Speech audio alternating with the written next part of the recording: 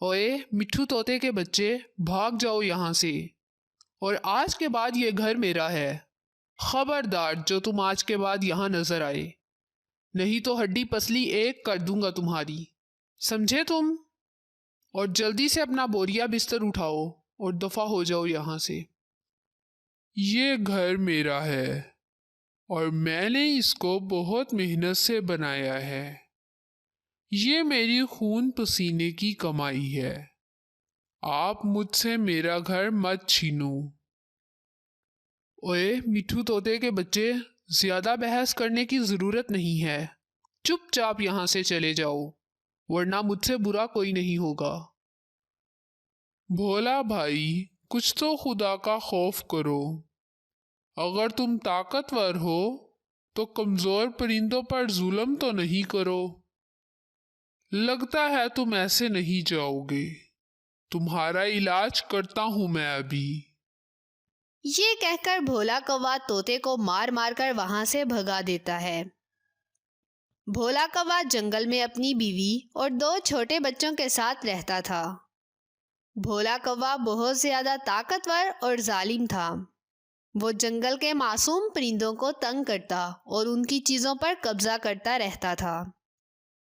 भोला जी, हमारे घर के सामने जो सेब का बाग है वो किसका है?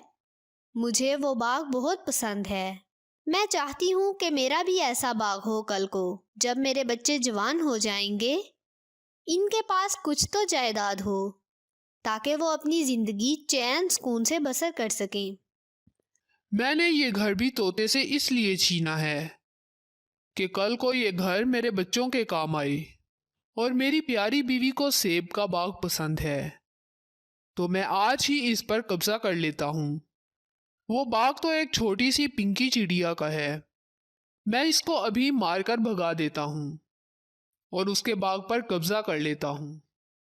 भोला कौवा अपने घर से निकलता है और सीधा पिंकी चिड़िया के पास जाता है। पिंकी चिड़िया अपने बाग में आराम से बैठी होती है। ए पिंकी चिड़िया की बच्ची, जल्दी से ये बाग खाली कर दो और आज के बाद यहाँ नजर नहीं आना। तुम्हारा ये सेब का बाग मेरी बीवी को बहुत पसंद है और मैं अपनी बीवी से वादा करके आया हूँ कि ये सेब का बाग मैं आज तुम्हें तोहफे में दूंगा। अब जल्दी से अपना सामान उठाओ और बाग से बाहर का रुख करो। पिंकी चिड़िया चुपचाप अपना सेब का बाग भोले कौवे को देकर वहां से चली जाती है। सुनो मेरी प्यारी बीवी, आज से वो पिंकी चिड़िया के सेब वाला बाग तुम्हारा है। मैंने पिंकी चिड़िया को वहां से भगाकर उसके बाग पर कब्जा कर लिया है। पिंकी चिड़िया, भोले कौवे ने मुझसे मेरा घर छीन लिया। अब मैं इस जंगल में नहीं रहूंगा। तुम भी मेरे साथ चलो। हम किसी दूसरे जंगल में जाकर अपना घर बनाते हैं। हाँ तोता भाई, आप ठीक कह रहे हो। अगर हम इसी जंगल में रहे तो भोला कौवा हमारी किसी न किसी चीज पर कब्जा करता रहेगा। वक्त ऐसे ही गुजरता रहा। दिन, महीने, साल तेजी से गुजरते रहे। भोला कौवा बूढ़ा हो गया और उसके दोनों बच्चे जवान हो गए थे। एक दफा भोला कौवा बहुत ज्यादा बीमार हो गया।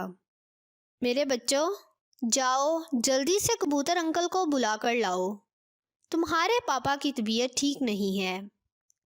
मम्मा, हम कबूतर अंकल को तो बाद में बुला कर लाएंगे। पहले पापा से जायदाद की तकसीम तो करवा लें। पापा के मरने के बाद जो सेब का बाग है वो मैं रखूंगा और ये घर मेरे भाई को दे देना। मुझे घर नहीं चाहिए, तुम घर रखना। मुझे सेब का बाग बचपन से बहुत पसंद है, वो बाग मैं रखूंगा। शर्म करो, तुम्हारे पापा मर रहे हैं। तुम डॉक्टर को लाने की बजाय जायदाद के पीछे पड़े हो।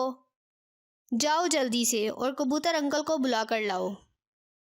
भोले कौवे का बेटा वहां से कबूतर अंकल के पास जाता है। कबूतर अंकल, जल्दी चलें मेरे साथ। मेरे पापा की तबीयत ठीक नहीं है। आप इनको कोई दवा दे दें ताकि मेरे पापा ठीक हो जाएं। कबूतर भोले कौवे के बेटे के साथ चल पड़ता है। जब कबूतर भोले कौवे की हालत देखता है तो बहन, तुम्हारे शौहर की हालत बहुत खराब है। इस पर कोई दवा असर नहीं करेगी। बस अब भोला कुछ देर का मेहमान है। ये कहकर कबूतर वहां से चला जाता है। कुछ देर में भोले के दोनों बच्चे आ जाते हैं। मम्मा, हमने फैसला किया है कि सेब का बाग मैं रखूंगा और ये घर मेरा भाई रखेगा, और जो सेब का बाग रखेगा माँ भी उसी के पास रहेगी। कुछ तो शर्म करो। मैं यहाँ मर रहा हूँ और तुम्हें जायदाद की पड़ी है। तुम अभी अपनी माँ को साथ रखने के लिए तैयार नहीं हो। मेरे मरने के बाद क्या करोगे? काश मैंने गलत तरीके से माल जमा ना किया होता, तो आज मेरी औलाद ऐसी ना होती। ये कहकर भोला कौवा अपनी आखिरी सांस लेता है और मर जाता है। अब तुम मम्मा को लेकर यहाँ से चले जाओ। अब ये घर मेरा है, मैं इस घर में अकेला रहूंगा। तुम सेब का बाग रख लो और मम्मा को भी अपने साथ ले जाओ। चुप करो बेशर्म कहीं के। यहाँ से हम सब जाएंगे। ना तो किसी को घर मिलेगा और ना ही सेब का बाग। मैं ये सब उन परिंदों को वापस कर दूंगी जिनसे तुम्हारे पापा ने छीना था। अगर हम बुरे हैं तो इसमें हमारा क्या कसूर है? आपने और पापा ने हमारी परवरिश ही ऐसी की है।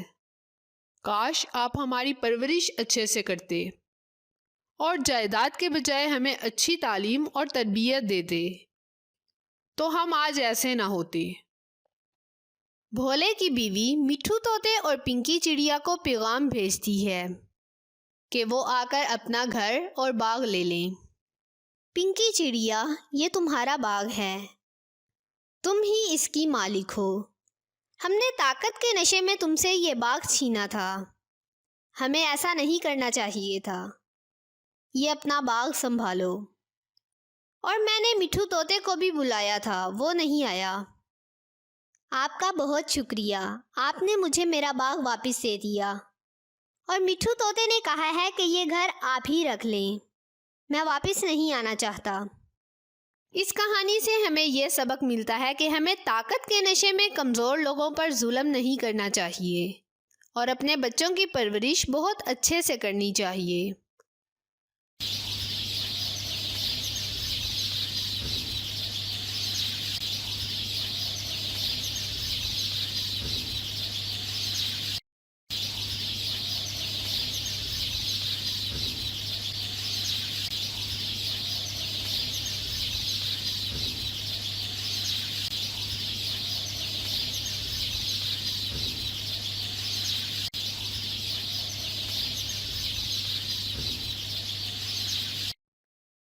दूर किसी जंगल में मानो चिड़िया अपने शौहर मुन्नू के साथ रहा करती थी।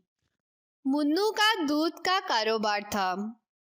वो अपने बाड़े में गाय भैंसों का दूध धोया करता था और उसकी बीवी मानो उस दूध को अपनी दुकान में बेचा करती थी। जंगल के सब परिंदे मानो चिड़िया से ही दूध लिया करते थे। मानो बहन, आज मुझे दूध कुछ ज्यादा चाहिए। मेरे घर मेहमान आ रहे हैं और जब मैं पहले आपसे दूध लेकर गया था तो उसमें मक्खी गिरी हुई थी। आज मुझे साफ दूध देना।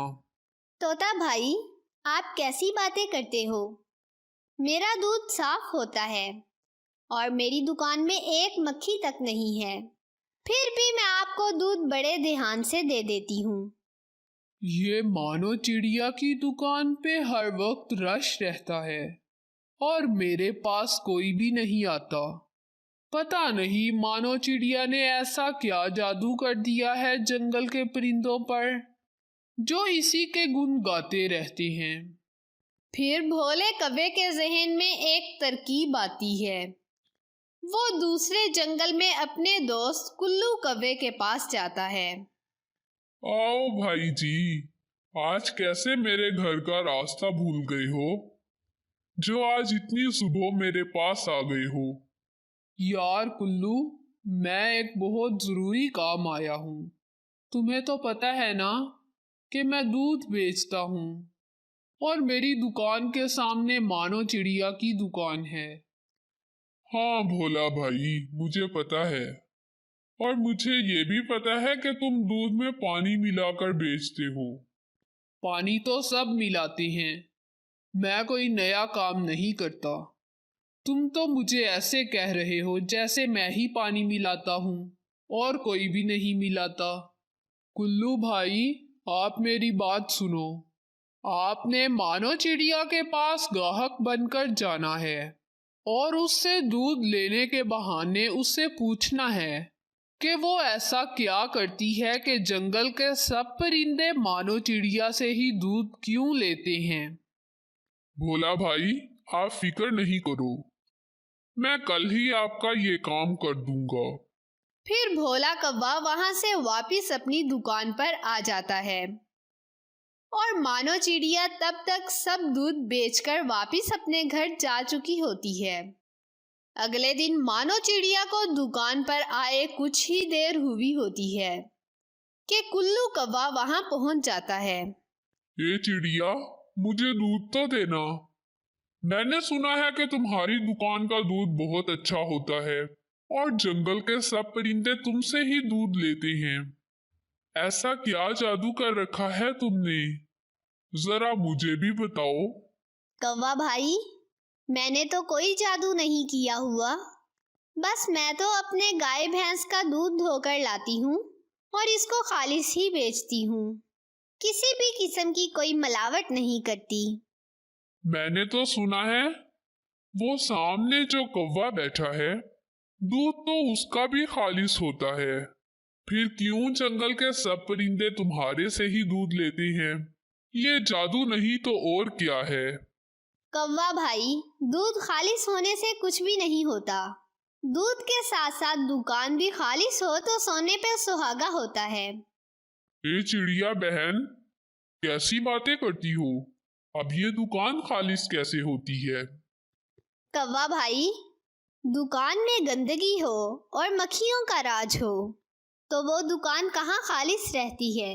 मेरी दुकान देखें और उस कौवे की दुकान देखें। मेरी दुकान कितनी साफ है और उस कौवे की दुकान पर गंदगी और मक्खियों का राज है। इसी वजह से भोले कौवे की दुकान पर कोई भी दूध लेने नहीं जाता। मानो चिड़िया की बातें सुनकर कुल्लू कौवा वापस चला जाता है। जी कुल्लू भाई, क्या खबर लाए हो मानो चिड़िया से? क्यों उसकी दुकान से जंगल के सब परिंदे दूध लेने जाते हैं? भोला भाई, उसके पास अपनी गाय और भैंसें हैं जिनका खालिस दूध बेचती है मानो चिड़िया। और उसने अपनी दुकान पर बहुत ज्यादा सफाई रखी हुई है जिसको ग्राहक पसंद करते हैं। और तुम्हारी दुकान कम, गंदगी का ढेर ज्यादा लगती है। कुल्लू भाई, मुझे मशवरा दो। मेरे पास तो अपनी भैंसें नहीं हैं। अगर मैं खालिस दूध बेचता हूँ तो मुझे नफ़ा नहीं नुकसान होगा। इसलिए मैं दूध में पानी मिलाता हूँ। अब तुम ही बताओ मैं क्या करूँ। तुम ऐसा करना, जब भी मानो चिड़िया अपनी दुकान पर दूध लेकर आए तो मैं इसको बातों में लगाऊंगा। तुम उसके बर्तन से दूध निकालकर पानी डाल देना। जब जंगल के परिंदे लेकर जाएंगे तो खुद ही दूध लेना छोड़ देंगे। अगले दिन भोला कौवा और कुल्लू कौवा मानो चिड़िया के आने से पहले ही दुकान पर पहुंच जाते हैं। जैसे ही मानो चिड़िया दूध लेकर आती है, कुल्लू कौवा मानो चिड़िया की दुकान पर जाता है और मानो चिड़िया से बातें करना शुरू कर देता है। फिर भोला कौवा चुपके से जाता है और मानो चिड़िया के बर्तन से दूध निकालकर उसमें पानी डाल देता है। कुछ ही देर में मिट्ठू तोता मानो चिड़िया के पास दूध लेने आता है। मानो चिड़िया, मुझे 1 लीटर दूध देना। मेरा बच्चा घर पर भूखा है, मैंने उसको दूध पिलाना है। मानो चिड़िया मिट्ठू तोते को दूध दे देती है और मिट्ठू तोता दूध लेकर चला जाता है। कुछ ही देर में मिट्ठू तोता वापिस आता है। मानो चिड़िया, आपकी दुकान का दूध बहुत पतला है। ये दूध कम और पानी ज्यादा है। तुम इतने अरसे से हमें दूध दे रही हो, अब तुम्हारी नीयत में लालच आ गया है। ये अपना दूध रखो, मुझे नहीं चाहिए। तोते की बातें कुल्लू और भोले कौवे के साथ सब जंगल के परिंदे भी सुन रहे थे। वो सब परिंदे मानो चिड़िया की दुकान छोड़कर भोले कौवे की दुकान से दूध लेने लग जाते हैं। अब तो कुल्लू और भोले का रोज का मामूल बन गया था। कुल्लू मानो चिड़िया को बातों में लगा लेता और भोला कौवा मानो चिड़िया के दूध में पानी मिला देता। मानो चिड़िया सारा दिन परेशान रहती और भोला कौवा सब दूध बेचकर चला जाता। मुझे समझ में नहीं आता, तुम मुझे खालिस दूध निकाल कर देते हो, फिर मेरा दूध इतना पतला कैसे हो जाता है? ये जरूर भोले कौवे की कोई शरारत होगी। हम ऐसा करते हैं कि जब तुम दूध लेकर दुकान पर जाओगी तो मैं छुपकर बैठ जाऊंगा और देखूंगा कि भोला कौवा क्या करता है, क्यों हमारे साथ ऐसा होता है। मानो चिड़िया हर रोज की तरह दुकान पर आती है तो भोला कौवा और कुल्लू कौवा आ जाते हैं। कुल्लू कौवा मानो चिड़िया को बातों में लगाता है और भोला कौवा उसके दूध में पानी डाल देता है। मुन्नू बैठा सब देख रहा होता है। बीवी, तुमने मुझे पहले क्यों नहीं बताया कि जब से ये कौवे दुकान पर आना शुरू हुए हैं तब से हमारा दूध बिकना कम हो गया है। फिर मुन्नू सारी कार्रवाई मानो चिड़िया को बता देता है। अगले दिन मुन्नू जंगल के सब परिंदों को इकट्ठा कर लेता है और भोले और कुल्लू की बेईमानी सबको दिखाते हैं। जब भोला कौवा मानो चिड़िया के बर्तन में पानी डाल रहा होता है तो सब परिंदे भोले के पास आ जाते हैं और भोले को रंगे हाथों पकड़ लेते हैं। जंगल के सब परिंदे मिलकर कुल्लू और भोले की इतनी बेइज्जती करते हैं कि वो शर्मिंदा होकर जंगल से भाग जाते हैं। इस कहानी से हमें ये सबक मिलता है, किसी की तरक्की को देखकर साजिश करने से बेहतर है मेहनत की जाए और अपना मुकाम हासिल किया जाए।